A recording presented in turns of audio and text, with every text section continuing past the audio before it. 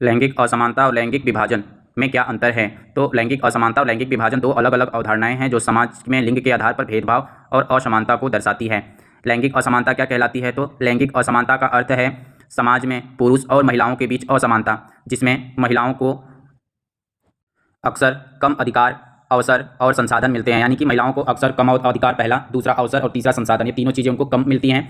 यह असमानता शिक्षा, जो लैंगिक असमानता देखने को मिलती है उसमें शिक्षा, रोजगार, स्वास्थ्य, राजनीति और अन्य क्षेत्रों में कमी देखी जा सकती है, उसे लैंगिक असमानता कहा जा सकता है। लैंगिक विभाजन क्या होता है?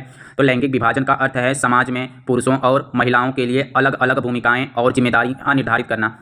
यह विभाजन अक्सर पारंपरिक और सांस्कृतिक मान्यताओं पर आधारित होता है, जिसमें पुरुषों को बाहरी काम और महिलाओं को घरेलू काम के लिए जिम्मेदार माना जाता है। अंतर क्या है इसमें? लैंगिक असमानता और लैंगिक विभाजन के बीच मुख्य अंतर है, लैंगिक असमानता में असमानता और भेदभाव की भावना होती है, जबकि लैंगिक विभाजन में अलग अलग भूमिकाएं और जिम्मेदारियां निर्धारित करने की बात होती है। लैंगिक असमानता अक्सर नकारात्मक और हानिकारक होती है, जबकि लैंगिक विभाजन कुछ मामलों में उपयोगी और आवश्यक हो सकता है। लेकिन जब यह विभाजन असमान और भेदभावपूर्ण होता है तो यह समस्याग्रस्त हो जाता है।